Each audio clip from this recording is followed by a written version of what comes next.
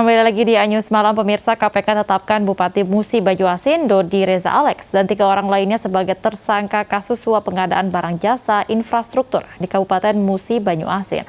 KPK amankan barang bukti uang sebesar 1,7 miliar rupiah.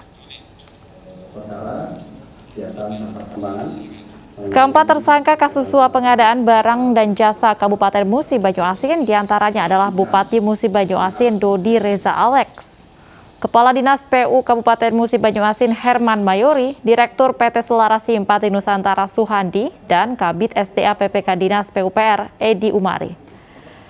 Kasus yang menjerat Dodi Reza ini menambah catatan kasus korupsi yang melibati dinasti penguasa daerah dan catatan kasus korupsi dari kader Partai Golkar.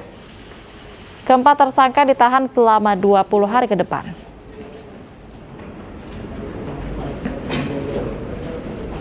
Selain itu, daerah juga telah menentukan adanya persentase pemberian fee dari setiap nilai proyek paket pekerjaan di Kabupaten Musi Banyuasin, yaitu 10% untuk DRA, 3-5% untuk HM, dan 2-3% untuk EU serta pihak terkait lainnya. Untuk tahun anggaran 2021, pada bidang sumber daya air Dinas PUPR Kabupaten Muba, perusahaan milik SUH menjadi pemenang dalam 4 paket proyek, yaitu rehabilitasi daerah irigasi Mulak 3 di Desa Mulak 3, Kecamatan Sangat dengan nilai kontrak 2,39 miliar. Peningkatan jaringan irigasi DIR Epil dengan nilai kontrak 4,3 miliar. Peningkatan jaringan irigasi DIR Muara Teladan dengan nilai kontrak 3,3 miliar. Dan normalisasi Danau Ulak Ria Kecamatan Sekayu dengan nilai kontrak 9,9 miliar. Total komitmen fee yang akan diterima oleh daerah dari SUH dari 4 proyek dimaksud sejumlah sekitar 2,6 miliar. Seorang aparatur sipil negara di pemerintahan Kota Cimahi, Jawa Barat ditetapkan sebagai tersangka kasus pengadaan lahan pemakaman COVID-19. Oknum PNS tersebut kini ditahan bersama dengan 2 tersangka lainnya.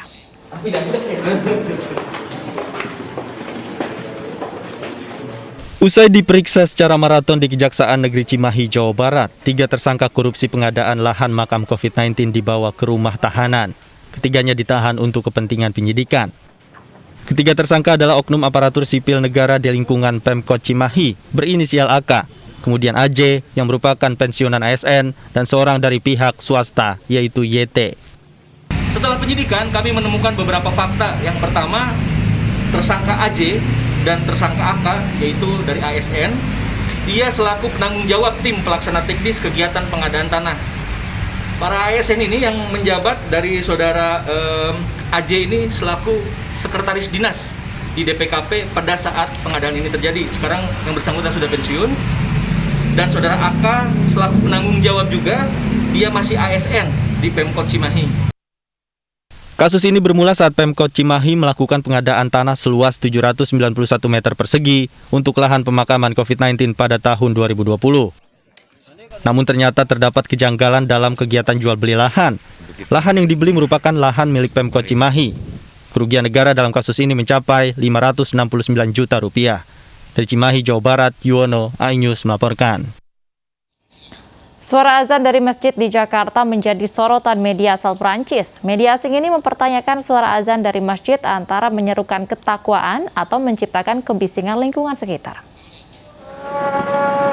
Asing mengangkat isu suara azan di Jakarta. Media asal Prancis ini mencoba membenturkan fungsi azan sebagai seruan tanda waktu sholat dengan polusi suara atau kebisingan ke lingkungan sekitar masjid.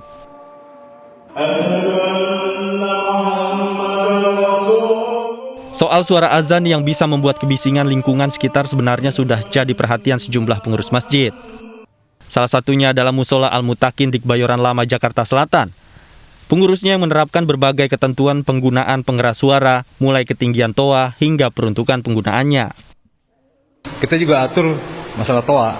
ketinggian toa itu ya kurang lebih ada sekitar 10-12 meter di atas, jadi nggak terlalu orang-orang dekat sekitar sini terganggu gitu, karena suaranya nyebar kemana-mana. Dibatasi biasanya setelah azan isya ya, selesai gitu kan, ya udah kita nggak pakai toa lagi, karena kita juga nyadar ya bahwasanya emang orang-orang sekitar juga kan ada yang perlu istirahat segala macam. Kalau misalnya sampai larut malam kita nyalakan toa terus, kayaknya ya sedikit mengganggu gitu.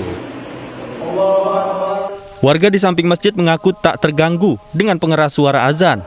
Bahkan katanya kalau suara orang yang azan merdu jadi lebih enak didengar. Kebetulan rumah saya juga memang berdekatan banget dengan musola tersebut. Kita dengar itu sih sebenarnya tergantung dari muazinnya tersendiri ya.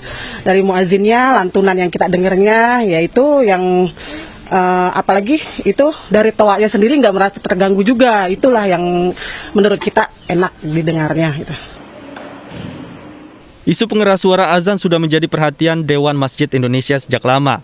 Mereka kerap menerjunkan teknisi ke masjid-masjid untuk memberikan pengarahan, mulai soal posisi pengeras suara di atas masjid hingga cara mengatur volume suara. Semua ini agar tak ada suara sumbang soal azan, karena paham azan adalah pertanda waktu sholat telah tiba. Tim Liputan iNews melaporkan.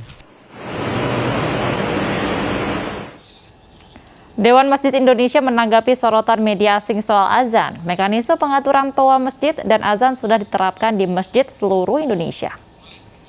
Ini pernyataan itu harus pertama menghayati dulu programnya. Kita telah melatih tim teknisi itu ribuan orang terjun ke wilayah-wilayah, dan kita bekali juga dengan mobil yang dari DFI itu ada lebih dari 100 mobil terus berkeliling di daerah-daerah itu melayani perbaikan sound system, akustik dan sebagainya, itu tanpa biaya. Dan itu sudah ribuan masjid dilakukan perbaikannya itu, dan nyata lebih enak begitu.